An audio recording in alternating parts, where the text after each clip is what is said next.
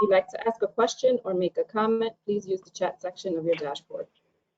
During the program, we will announce a code. You would need to enter this code in your evaluation and attorney affirmation forms in order to receive credit for this course.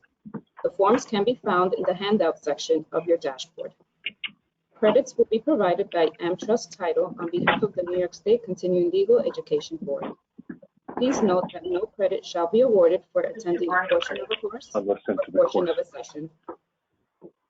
Without further ado, I would like to introduce to you our speaker for today's program, Margaret Ling, New York State Agency Business Development and Underwriting Counsel at AmTrust Title. Margaret?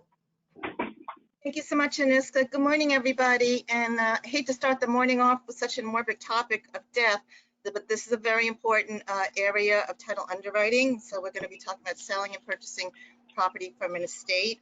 As Aniska has introduced me, I am the New York State Agency Business Development Underwriting Counsel at AmTrust. I've been at AmTrust since April and thrilled to be back at the underwriter, as many of you know. Thank you to all of the attorneys, our title agents, other title agents who have joined us. If you wish to become a part of the AmTrust family, we welcome that. We're happy to reach out to you. Any other title professionals that have also joined us, I wanted to thank Aniska Ampero, Director of Marketing, and Janat Raman, Agency Director, for all of their help in assembling these series of webinars. We will be, because of the climate, probably proceeding to continue the AmTrust webinar series. We're going to be doing some really good upcoming topics on November 17th.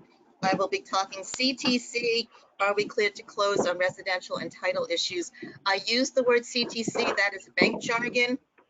I realized the last couple of years, a bank can hold up a closing and they go, I used to say green light close, they say CTC, so I am using it and discussing all the facets of what we need to do to coordinate on a title report to get it to policy and get it to closing. The next day on 11/18, as basic and rudimentary as it is, the underwriting and the basics of a title insurance policy. I use this to teach attorneys who don't know what a title insurance policy is and have been honored the last 2 years to sit instead in front of the Real Estate Finance Board, everybody at the New York State Attorney General's office that deals with real estate, offering plans and claims and deed fraud, to explain to them what a title insurance policy is. So the materials are very full and very relevant, and that'll be a good CLE. I would suggest to a lot of the agents to join us because it's a good explanation to your clients who always ask you, what do I need title insurance for? Planning for 2022, the first quarter, we are waiting to get certification approval for diversity, equity, and inclusion and ethics for real estate. I presented that at the Bar Association. It is a very good presentation, and I must remind the attorneys on this call that they need those credits for their New York State license, the diversity credits and the ethics. And then we are waiting for certification for capacity to sell real estate, not just out of estates, but out of entities, out of all the issues that we face at a closing table. And then I will be doing one on cybersecurity and fraud. Aniska will be announcing the code in the middle of it. Make sure you reference, I'm only in a 50-minute time frame today on such a broad and very important topic. I have 61 pages of materials, affidavits, citations of statutes in the written materials. I really refer all of you there. Please take a look at them. If you have any questions, just email me. It's margaret.ling@amtrustgroup.com. All right, please feel free to email me any questions on today's program or even any title issues that you might have and you'd like to inquire, and we could try to address any issues there. So today, again, I'm talking about death. It happens all the time that we get a rush closing. We get to the closing table. Where are the sellers? And the seller's attorney decides at that point to volunteer that they're both dead. And at that point, Margaret is adjourn, adjourn, adjourn. We should hope that that doesn't happen. The wonderful seller's attorneys that are prepared will go to contract, disclose to all the parties that the last certified deed is not going to be the person at the table. They are deceased, provide surrogates materials, and help us all along the way. That is the ideal situation, I must say. So I will be talking today about instances where it's a challenge, what we have to do, how we are going to assist everybody on the file. I must stress that title counsels do assist in closing, make calls sometimes above and beyond the call of duty. And it has been a challenge because of COVID. Because of COVID, the surrogates courts were closed. It's opening up a little bit, but in our abstracts that come in, we were not able to look at surrogates records. We were dependent upon prior title insurance policies, prior companies, and the seller's attorneys itself, relying upon family information. The ideal situation is where that attorney also handled the estate matters. The unideal situation is where they did not, and we're just reaching for every piece of information that we could reach out to. And again, the issue from the perspective of a title company, I did work in claims at a certain point of my career. We do not want the wrong person signing off on that deed because it will haunt us later. People, relatives, children have been known to come back into New York that their other siblings sold their mother's property in New York. Title company rushed to closing, relying that they were the sole surviving heir. And we find out, and this is a true case, that there are 11 siblings all over the country that found out that the house was sold from the neighbor. And that obviously is a claim. So during this time, I will go through all of the things that we're going to be looking at when the files come in. To demystify the title situations, I say, and try to understand from the perspective of the title underwriter why we were asking all these prerequisites to clear title. I know that people always say that we're burdensome and sometimes overly detailed, but that again, I must remind everybody, is to protect our insureds, that is the purchaser, from any claims or people knocking on their door after that the seller did not rightfully sell them their house. Or banks. Remember, banks are loaning many of us money to buy our property, and we are assuring them that they're a first lien holder in position, not subject to an outstanding heir. Those are the two issues that might take us a little longer to clear title, but it'll make a clean title and a clean policy, not subject to any exceptions at closing. So the first question we're going to ask when we find out that somebody died, how do we know somebody died? And when it happens at the closing table, somebody might present a death certificate, and that's not really going to help us. It'll start the process because I need to go, okay, the person died. Are there any heirs who survived them, who can sign off? So proof of death is not as simplistic as it is. You think a death certificate, many times we cannot even get a death certificate. The person might have died abroad. We get somebody in front of us that they died several decades ago. We have no proof of death. If there is no death certificate, all right, there are several things that we could also rely upon to prove death. One of them is a recitation of death, survivorship, or heirship on a deed over 10 years, recorded on record. I must stress that. Can't give me a deed that's never been recorded. That's under RPA PL section 341. Many of these statutes that I'm reciting are in the written material, so you can take a look at them. If I get an ET 117, a release of a New York State tax lien recorded, I might take that as proof of death. All right. Primary residence, I have had people reach out to get me the funeral bill, the cemetery maintenance that, yes, the person is buried. Mass cards, I've taken mass cards as long as I can authenticate the mass card from a legitimate. I've called funeral homes that pull up their records and they show me the mass cards. Third-party affidavits is a stretch, but the underwriter might take a look at it from reliable disinterested parties, not family members. We may take it from somebody that really knew the individual, attended the funeral. Obviously, an attorney affirmation is the way to go, and we've had that.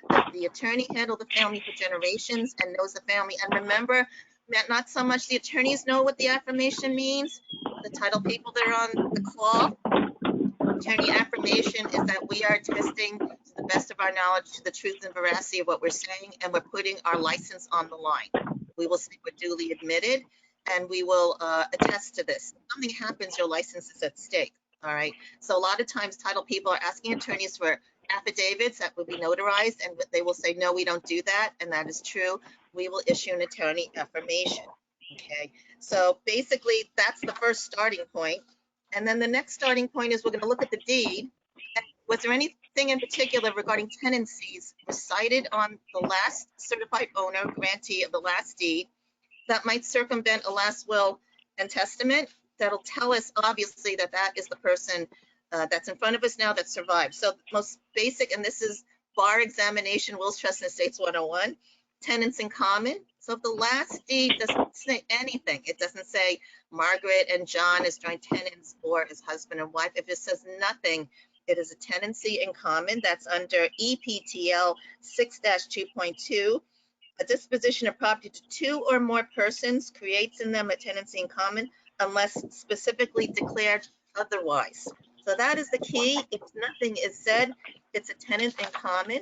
And basically, sometimes you do see 99%, 1%, that's a tenant in common.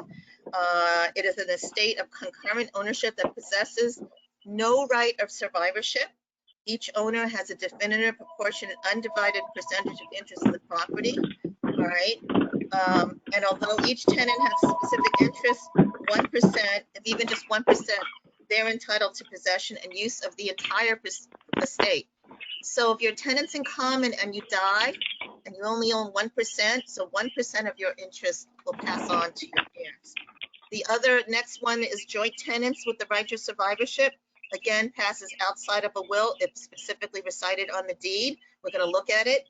Many times we will have a surviving joint tenant in front of us. They will show us the proof of death of the other joint tenant, and we will indicate that. All right. Each party owns a share of the whole and passes to the survivor. Surviving joint tenant will continue to retain an unretained interest, undivided interest, no longer subject to the interest of the other. All right. Once we establish death, they take all of the property subject to 4 entities: time, title, interest, and possession. So all the interest in time must be granted at the same time. Title must be acquired through the same one instrument. Interest, title sharing the interest must be the same and equivalent. So when you see joint tenancies, it's 50-50. And each tenant has an identical right of possession and enjoyment of the property. So basically, a joint tenancy might fail when a joint tenant severs it. A and B is joint tenants with the right to survivorship, and then B decides to go off on his own and deed their share out.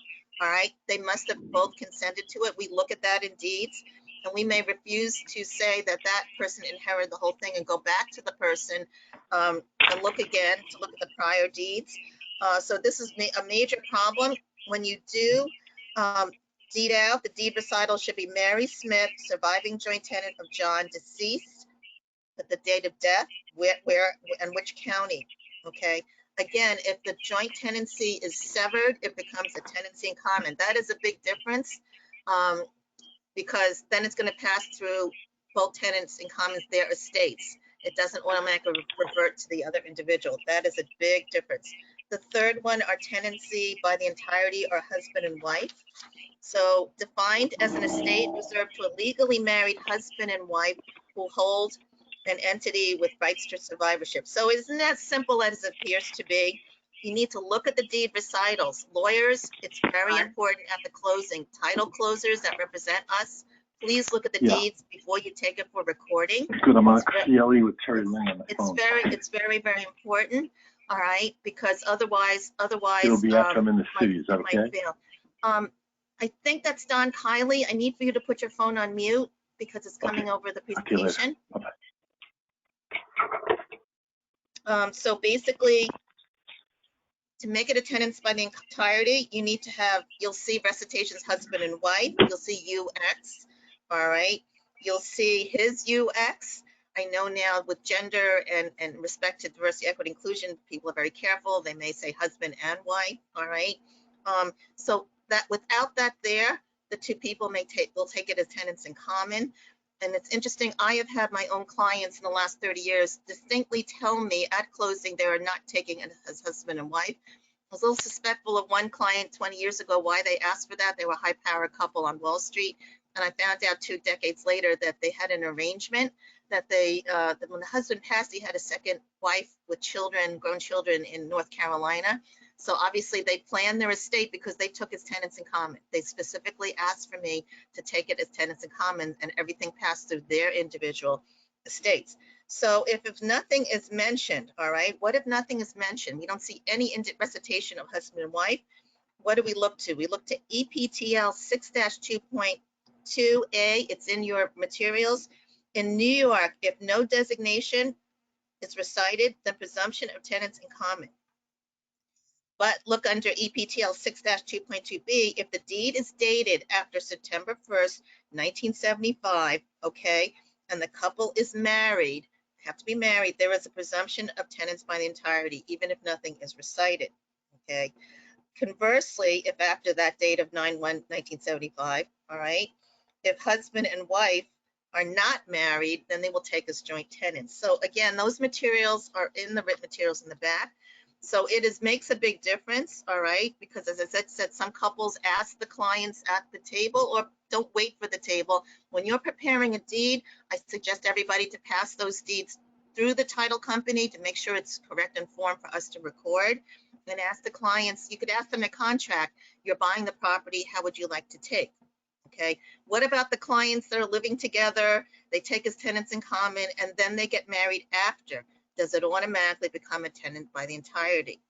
I suggest, and it's important, that they do another deed reciting husband and wife after, just to avoid any confusion along the way. We have the issues, which I've had very exciting, where we get property, and when does that tenants by the entirety, when is it dissolved, when is it terminated, when does that survivor who's in front of us, who claims that they're a surviving spouse, and the title company has other information, say, no, you are not a surviving spouse, you do not automatically take, and we have issues. Obviously, the death, all right, the death will terminate a tenant by the entirety, survivor takes, like I just said. However, if there's an annulment or a divorce or a legally recognized judgment of divorce or separation pursuant to court order, that is a problem. The tenant by the entirety is not terminated, okay? I'm sorry. If there's a divorce, yes, okay, so you're no longer married to that person. You can't take his share. There was a divorce. There's a separation by court order. What if you went to get that quickie Mexican divorce? And we've had those, okay? All right. You have a divorce in a hurry terminated by a foreign divorce decree, all right? Unless that foreign court held personal jurisdiction over both spouses, we may not take it. We may not feel it's good enough to sever a tenant by the entirety, okay? And that could be a problem. And here is the case that I'm going to talk about, all right? We had an original deed in Charles and Ida May, all right? Charles dies with a will. And in the will, he leaves his property to 2 minor children in New York. His girlfriend, Linda, is the adult legal guardian, executor, and mother of the 2 children. She is the informant on his death certificate. She said Ida May died a long time ago, all right? And Charles was still married to her and was a surviving spouse, okay? The surrogate's file in Queens County shows that he was divorced. All right, so if he was divorced from her, then he only got 50% of the property. He didn't get the whole house, all right? Now this girlfriend, all right, Linda, all right, she is trying to refinance the property, all right? So this was a major problem, a minor problem, right? So for weeks, the closings adjourned while the seller's attorney, actually the girlfriend's trying to sell it. Seller's attorney is in denial. You know, he has to address the 50% of Ida May, all right? I said that they were divorced, who confessed and deed out her property. Nobody needed to know where the woman was. One woman, the neighbor, they talked to the neighbor, said that she thought they were divorced and mentioned she took off to Peru. The file didn't close. It went on painfully for weeks. And basically the underwriters, several underwriters said it was not insurable and that the attorney had to go to Queens County Supreme to quiet title on behalf of Charlie to try to argue that they don't know where Ida May is. He gets 100%. And that was a big, big problem. Okay, so these are the situations that sometimes come up and we will try to address it as much as possible. What if there are judgments or liens against the spouse? There will no longer be a valid lien after the death of the judgment debtor's spouse and title, because it vests again in the surviving spouse, free and clear of judgments except federal tax liens and bankruptcies of the deceased spouse. So estate taxes are similar to joint tenants and the surviving tenant by the entirety during their lifetime. They may sell it to a bona fide purchaser for value. If the second surviving tenant by the entirety or joint tenant deceased and then somebody else is selling it, then all of the federal estate taxes and New York estate taxes must be raised against all of the other tenants. So remember that a tenant by the entirety cannot be severed in those instances. it is important to carefully look at everything. So I went through the 3 tenancies. So once we establish that, and if we do have to proceed, that it automatically doesn't vest in a surviving tenant, then we have to look to see, is there a will? If there is not a will, is there going to be administration proceedings? We will ask all these questions. And again, I have to stress, under the lack of surrogates records, it's been difficult. So you ask a lawyer if there's a will, and for some reason there is no will, and they feel that that'll expedite the process. And then all of a sudden, through more questions, there is a will. And then all of a sudden after that, I always ask, is this the only copy of the will? And then all of a sudden you begin to find codicils, all kinds of copies. We have to look at the will and make sure it's the original, and that if it hasn't been probated, if it's been probated, that's fine. The court of law has told us that is what we're relying upon for heirs. If it hasn't, I see all kinds of interesting cut and paste documents. And the staple rule, as all of the lawyers we know, do not remove staples, restaple.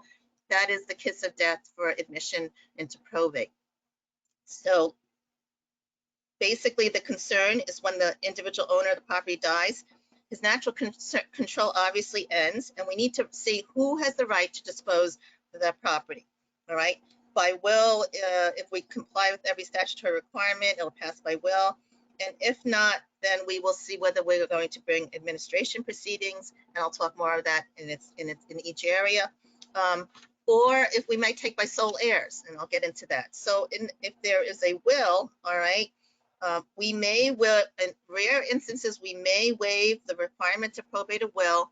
The seller's in front of us. The seller has a will. We look at the will. It's a very simple will. It's a very simple estate.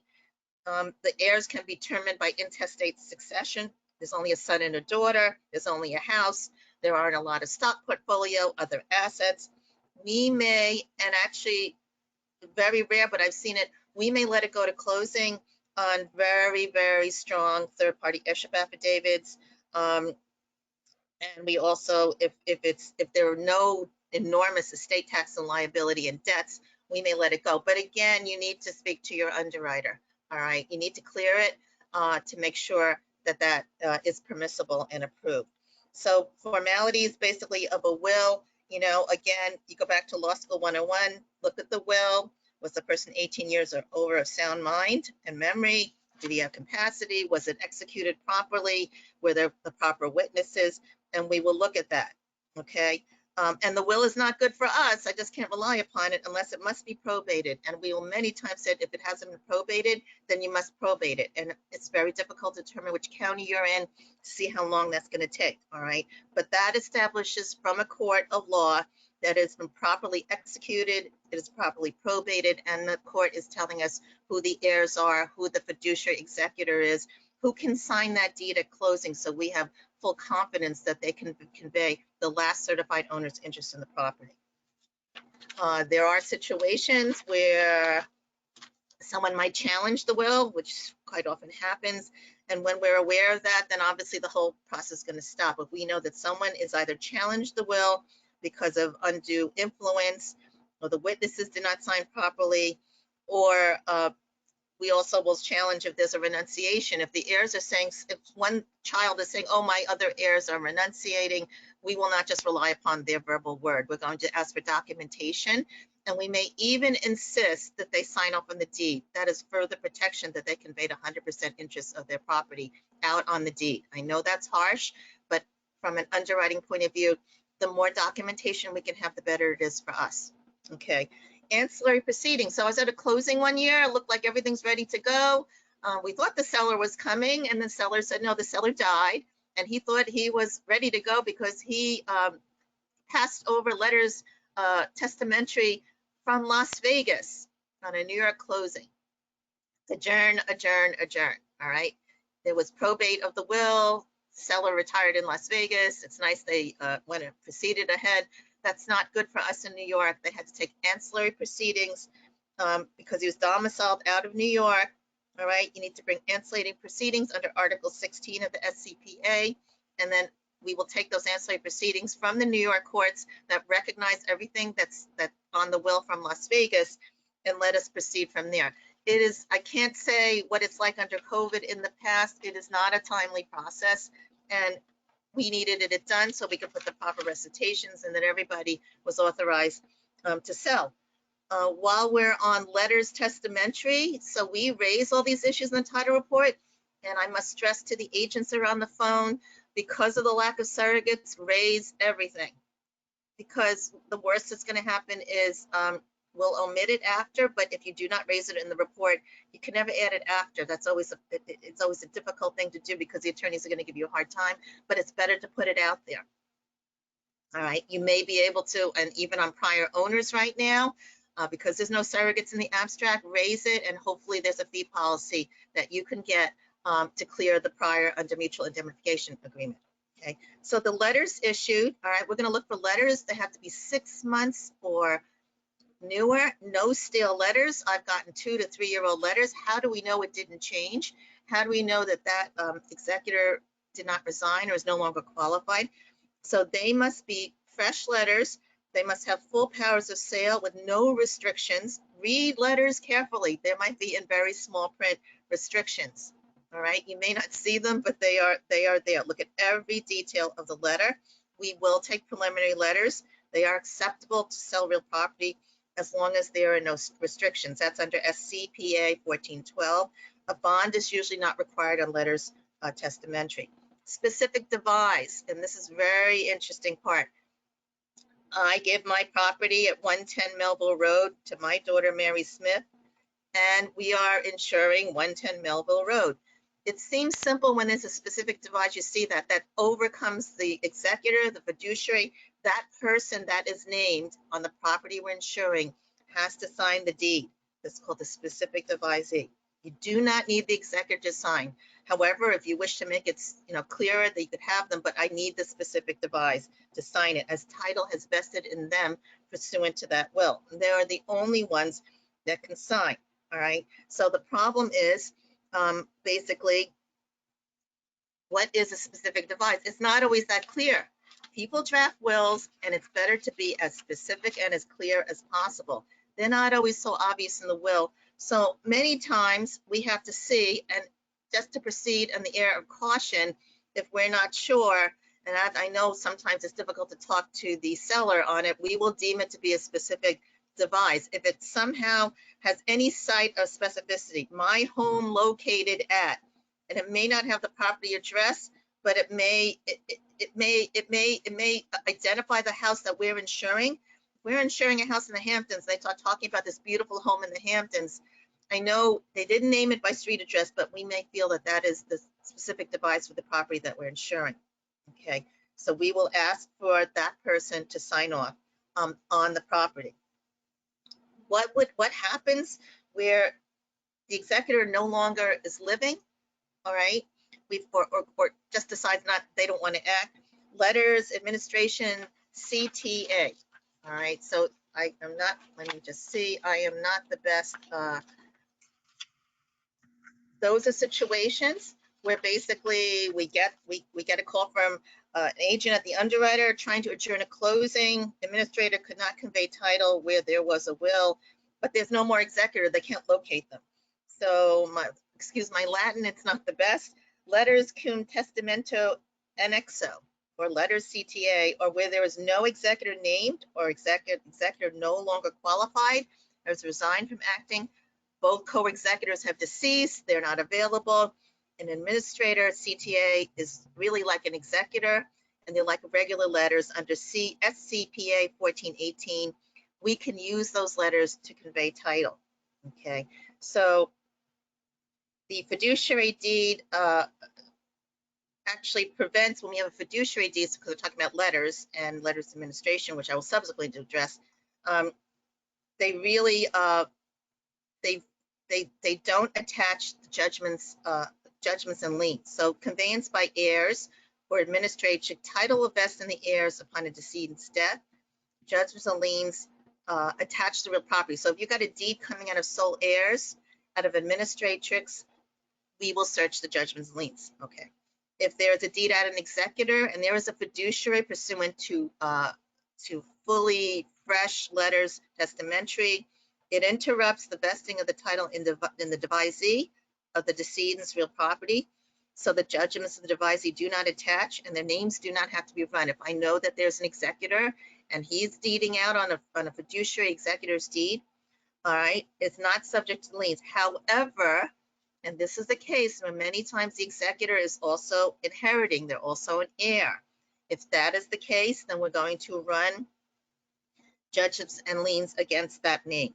The executor says that we can tell by the will that they are also inheriting under a will or under administration under the line of heirship. We're going to run the names, and you can't hide behind that you are a fiduciary. If you're also inheriting, you can't have it both ways. Okay, there might be liens.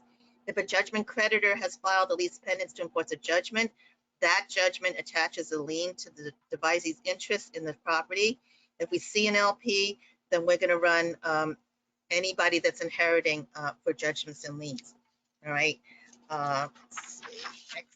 Next.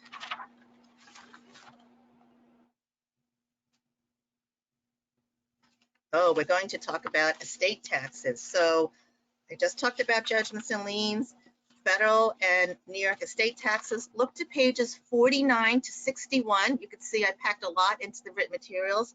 And these are directly from New York State Department of Finance and the IRS on the latest thresholds, statutory filing requirements for federal and estate taxes. Basically, I'll just run through it quickly. Federal estate tax liability is 10 years. For New York State, it's 15 years. If the death goes past this statutory period from a long time ago, we will not raise the estate tax issues.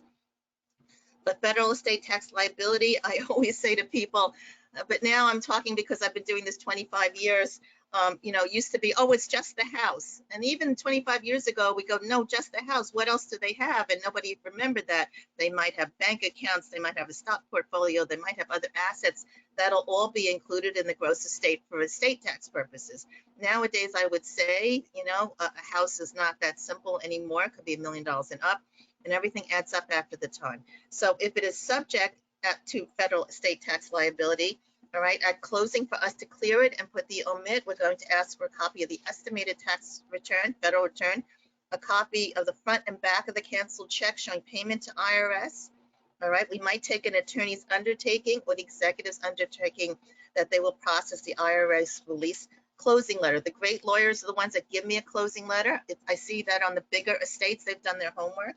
All right, it's interesting, it has increased because I've been doing this 25 years. It used to be $5 million. Recently, under 2017, it was $5,490. Right now, ramped up to million. Okay, $5,490,000 in 2017, doubled in 2018 to $11,180,000. And now in 2020 and 2021, it is $11,700,000. All right, that is the limit for filing estate taxes.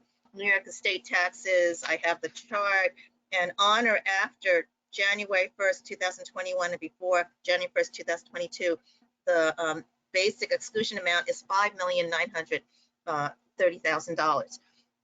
Basically, for New York estate taxes, we ask for the same, we'll ask for an ET 117, that is a release of estate tax, affidavit of an attorney, same thing, account, executor, that the estate is exempt because it falls under the threshold amounts that I just mentioned. Or again, an estate tax closing letter from Department of Finance, copies the returns front and back.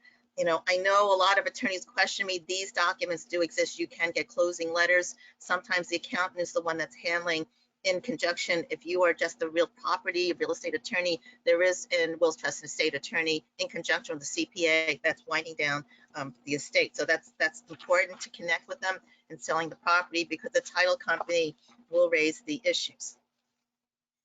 Right of election, we're going to run quickly through it. Again, they're in the materials. Remember, under section 5, EPTL 5-1.1 and 5-1.1A, all right, you cannot cut a spouse out of a will. I know it, people want to do it, but you can't. They have a right of election share within 6 months from the issuance of the letters or 2 years from the date of death, and they are entitled to the greater of 1/3 of the estate or $50,000. So under EPTL 5-1.1, the surviving spouse has a right of election to the elector share 1/3 of the net estate if the decedent is survived by one or more issue, and in all cases, other cases, half of the net estate. All right. In those cases where the decedent dies on or after September 1st, 1992, survived by a spouse, okay, big change under EPTL 5-1.1a, where the decedent dies on or after 9/1/1992 as a surviving spouse, whether or not they're a surviving issue, they get the following elective share.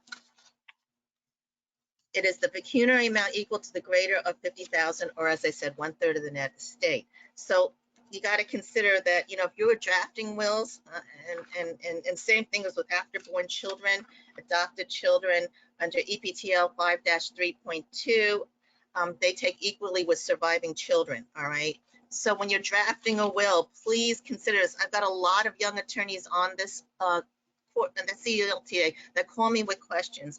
I have to stress more than anything else, if you're not familiar with wills, trusts, and estates, you need to refer it out to other counsel. Please don't draft wills, because we see it when it comes to selling of the property, that the title company is looking and asking who drafted this will. Sometimes it is bits and pieces. And on a nicer, on the note of being compassionate, I always say that may have not been the intent of the decedent, all right? They may have not wanted it that way. We will insist that, again, that a court looks at it, we cannot interpret it and determine what the intent of the deceased was, okay? So basically, I've run through cases where there's a will. Administration proceedings, what if they die without a will? Okay, we may say right away at the title company, you need to go for administration proceedings. Sometimes not always the case. The rule that we use, all right, I did mention if it's a recent death, but it's a small estate, and we know, we really can tell there's only one child who's sitting in front of us, we may run with that.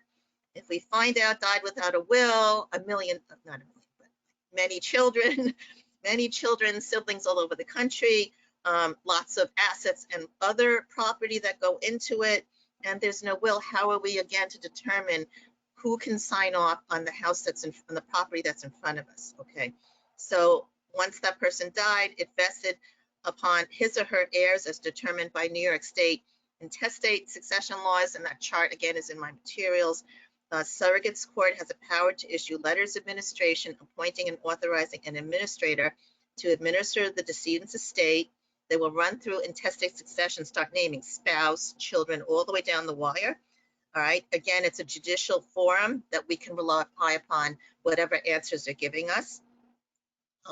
If you are arguing with me that the decedent has very little, died many moons ago, and I have the daughter in front of me, we may, and the target date we use is 2 years. If you're deceased for 2 or more years and you really can tell us what's going on with it, we may let it go. We may let it come from the sole surviving heirs who are going to sign off on the deed, and they've been deceased a long time. And theoretical reasoning behind that is that there's no ghosts. You've been dead for 24 months and no one's come forward. However, there are cases when I was in claims that took a long time for people to come forward. They may have not, if they were estranged child, they may have not known of the, you know, that their parents passed, and then they somehow hear that a house is sold, and that's when they want to come forward and collect whatever their percentage of the proceeds are. On letters of administration, you're going to petition the surrogates court under SCPA Article 10 that you want to be appointed an administrator. They may require a bond, so when we let it letters as administration, be careful. Again, it's in small letters.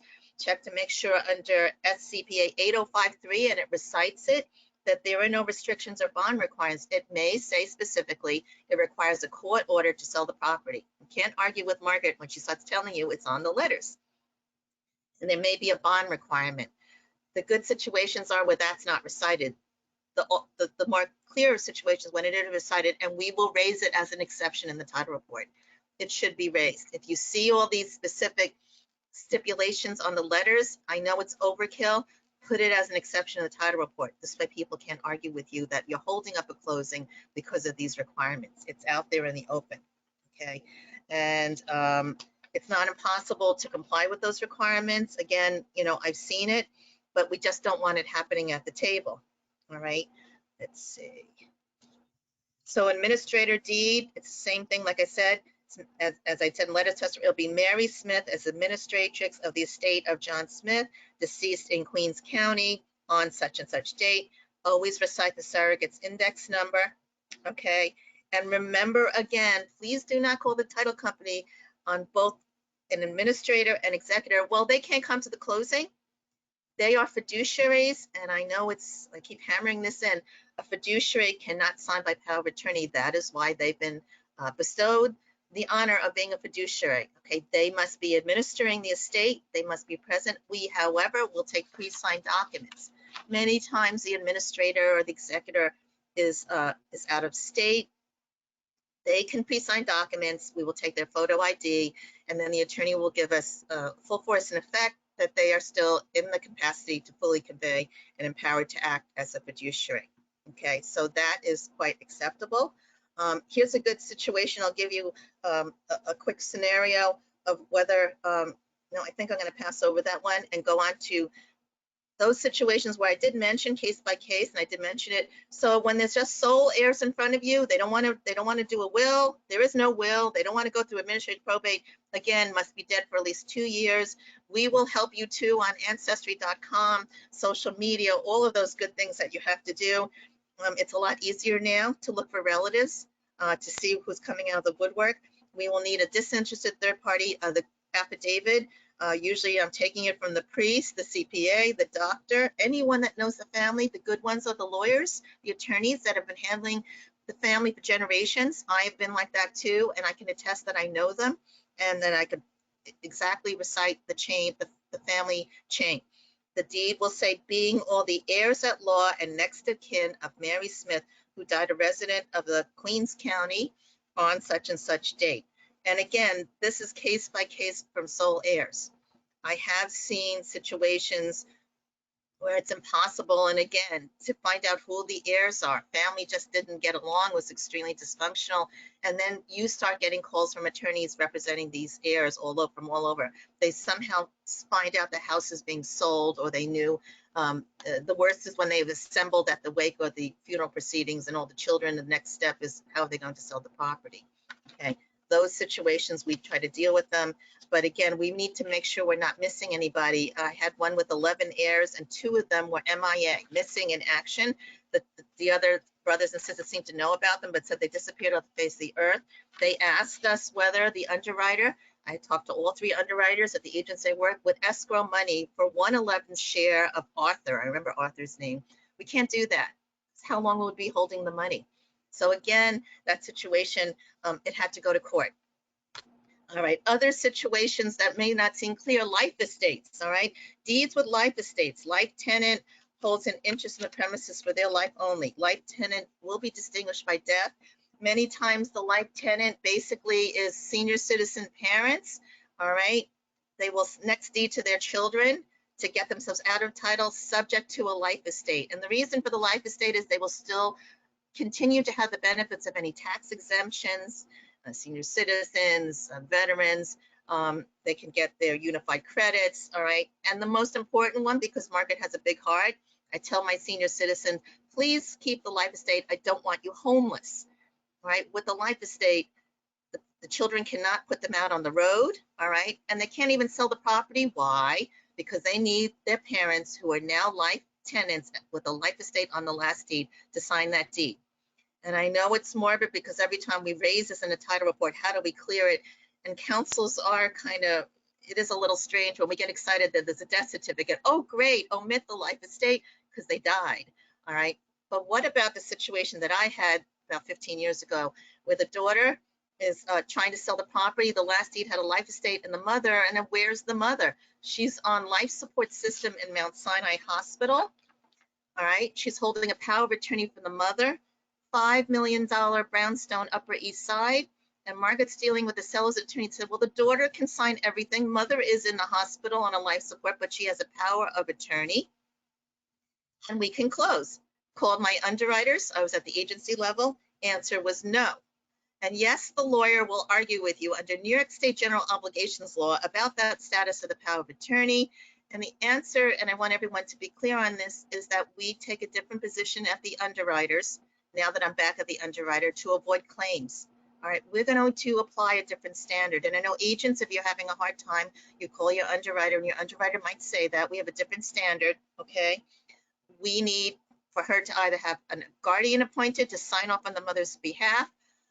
Well, the most cruelest thing that I said is a death certificate. And I was very gentle how I said it.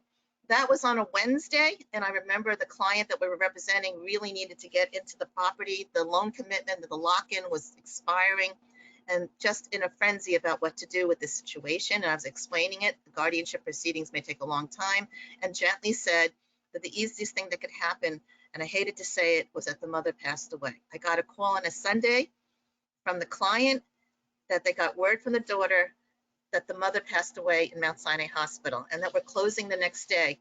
Because the file was just so complicated, I went out on behalf of our title agency to close the file personally out in Long Island. I remember bank attorney was in Floral Park. Daughter showed up. She's ready to bury the mother in her black clothing, and came right before the funeral of the mother who died at Mount Sinai to sign the deed, present the death certificate to omit the life estate.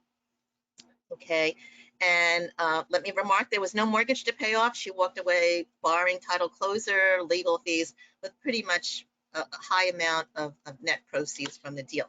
So life estate, on a rare instance, the underwriter may let you power of attorney. Call the underwriter, all right? See if they will let you do it, all right? But again, call the underwriter, all right? Because you don't want that hanging out there. Be careful when you're reading the files. Life estates can be hidden under the legal description and a small asterisk somewhere. It is there hiding. When I am examining title and reading an abstract, I'm looking front and back because it's there. Okay, you may not see it, and that is the biggest problem for that one. Now, life estate. The other one I will run quickly through is the special power of appointment. It's not a power of attorney. I don't know why wills, trusts, and estate attorneys like to add this, all right? Basically is where the grantor reserves the power to appoint the premises or any portion outright by way of trust or to any issue of this issue. And the problem when you put that in there, and you'll see it, it says life estate subject to power of appointment, the title company is going to say, all right, so you have the life estate, the grantor, but the grantor bestowed to additional class of people to deed out this property at any time. Has it been done? Who are they? And that is a big problem for us, okay? So we're going to ask you to tell us, and my biggest suggestion is that not be inserted in a deed, because it is covered under EPTL Article 10, and it can create a slowdown to a closing, okay? I had one year where there were many children, and the underwriter required that they have all 10 children sign off because they were in a class where they might have been able to grant the property and deed out. And we can't circumvent that. Since they had that preserved as a power of appointment, we needed to get them to sign off on the deed. So that was a major issue. Trust. Sometimes you see trust agreements. Okay, when a trust agreement, you'll see it recited in the will. You're reading the will, and then they start talking about a trust. You call the seller's attorney, is there a trust? And they go, no. And I said, but this is in the will. So that again is another problem. I need to see the trust agreement because that might circumvent will provisions. And, it's interesting because a lot of people are boilerplating attorneys just right off of, a template, and they don't realize it, that when the person dies, this is what the title company is looking at. So testamentary trust, we're going to ask for it. We're going to ask, there may be a provision that somebody is appointed executor and trustee. I'm going to ask, are they still empowered to act on both behalves? Raise the exceptions again in Schedule B. And we're going to ask that the deed recite that. Trustee and executor, both fiduciaries are deeding out. All right, so we will ask to see the trust agreement. And again, sometimes there is a trust agreement to read. Sometimes there isn't. And when it's conflicting with a will, that's another challenge. So we're just going to raise everything. That's what I do. And then try to get clarification of the conflicts and who can legitimately and legally, pursuant to these documents, estate documents, deed out on a deed. That, again, I have to stress is our concern is the capacity to fully deed out 100% interest from the last certified owner who is now deceased and can't really tell us because it's embedded in these documents, okay? So, the biggest problem, as I said, is when, and this is a funny one, is when the celebrity clients do not want to give you their trust agreement. So I'm dating myself. Peter Norton of Norton Utilities, many of you have that on your cybersecurity. 1995 was a lot of money. He the $4 million penthouse in Trump International on the west side. His attorney refused to give us the trust agreement. Okay, and that was a problem for me. So what did I do? The underwriter at the time said, try to at least get a summary of the trust agreement, and we were able to do that. All right. I had a really interesting file one year. It was on a big Hamptons property, and the name of the trust was Who Can You Trust? And I was very intrigued by that. I went to the sales representative. That was Christy Brinkley's property. She was refinancing her property in the Hamptons right after she had gotten divorced from Billy Joel. And that was the name of her trust. So we sometimes see some, and the most important thing when you do the trust on the deed, you're deeding into a trust, deed into the trustees of the trust. We will be flexible on it, but we'd really rather see that it's vested in the trustees, not the trust. The trustees are the ones that have the capacity to deed out. Okay, I was excited one year. I have to admit, I had the Cake Ladies Trust, the owner, Nancy Enterman, owner of Enterman's Trust, something novel to New York. We eat her pound cakes, and it was her trust. And the attorney was had A+ grades from me. Every single document was in order to sell her property. I remember it was in Bayshore. It was a little house in Bayshore. So again, can't stress to you more, the bad deeds, which we will require correction recital, are the ones that deeded into Margaret Ling's trust, all right? I need a correction deed, even if Margaret Ling is deceased now. I would require it from the grantors, from Margaret's executor or administrator or her heirs to the trustee. And then the trustee is going to deed out. I know that's a lot of extra level, but for our chain of title, for the next buyers coming in, they would come to our title company for clearance, and I could say we cleaned up the chain. I can't. It's very, it's very basic for what we do as title underwriters. We're keeping the clean chain of title, free and clear of liens and any outstanding vested interests. We're going to make sure that all the way through every deed had clear chain to pass out. Okay. Let's see.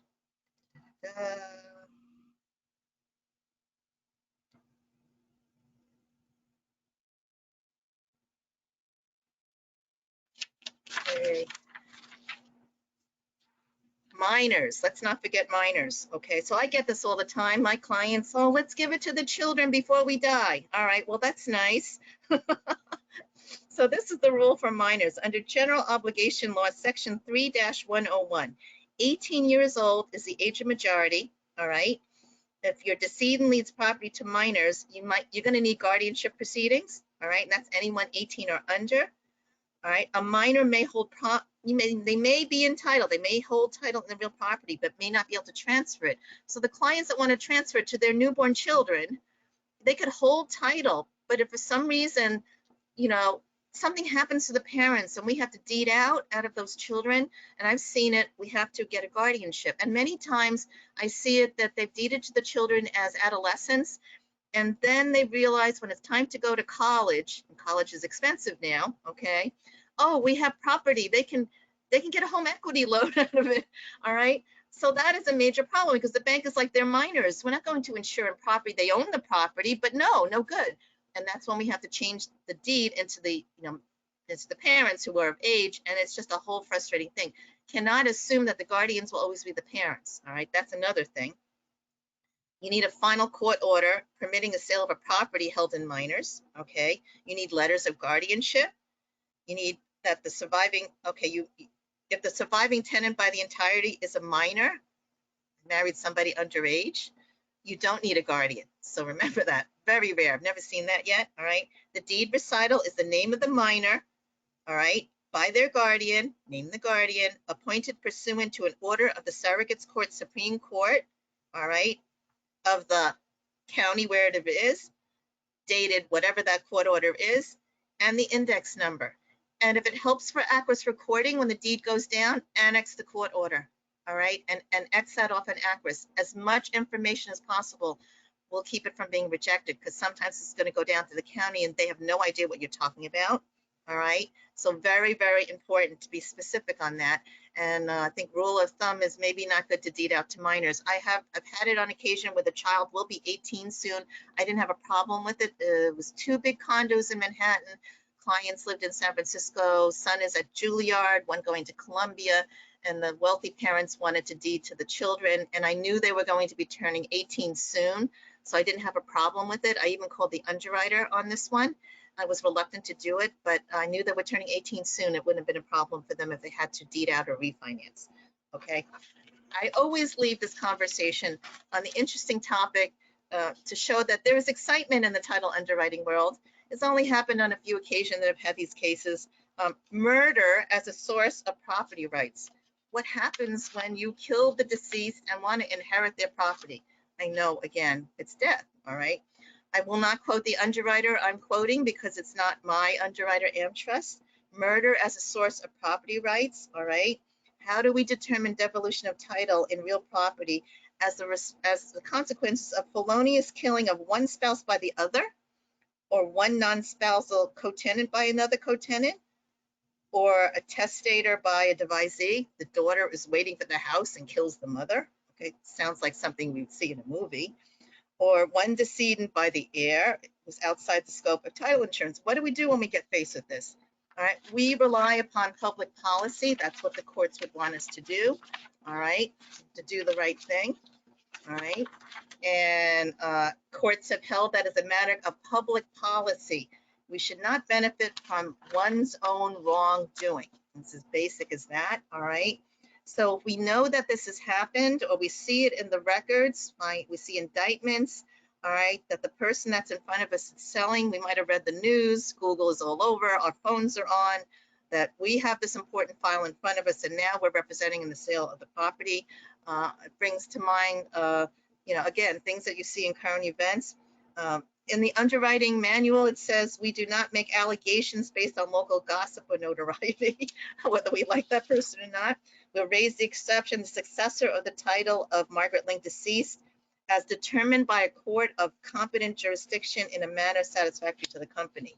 So we need to hear it from a court to tell us whether they can take or not, all right? So basically, we can't make decisions on it. I will tell you the story that I had in front of me, which was really interesting. I had a file that sat in front of, that I inherited from prior counsels at a company. The file was 6 years old. The father had, let's see, let me get this right, was selling a $10 million brownstone in what we call Hell's Kitchen. The brownstone, again, it was 5 or 6 years ago. He was selling for $4 million then, so that is a hot area of town right now, either for air rights or just for someone to renovate it and to live in it, all right? It was on 46th Street and 9th Avenue, and it was sitting for years, could not understand. Father died, left no will, and there were 2 sons. Why couldn't this file close?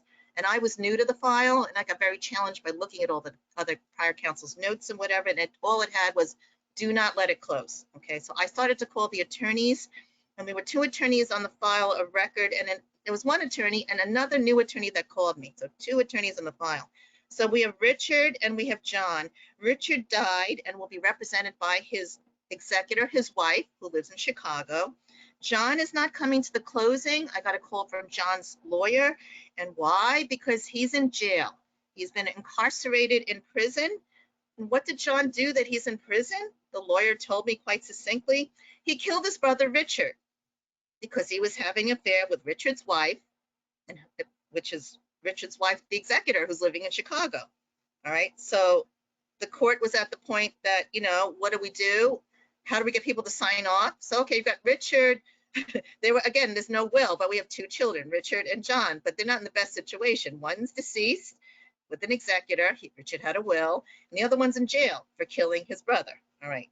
How did we resolve the situation? With the help of my underwriters? And that is, I can't stress more than anything, Margaret has had the wonderful benefit in her title career of being agency and underwriter. And the 2 have to work side by side. All right. It has to be a really good relationship. Both of us help one another. Now I'm back at the underwriter, so I understand agents' needs. So my underwriter was working with me. All right. We were actually able to close the deal. The wife was flying in from Chicago to get her deceased husband's share. And then John was in jail. I had to call the warden at the prison.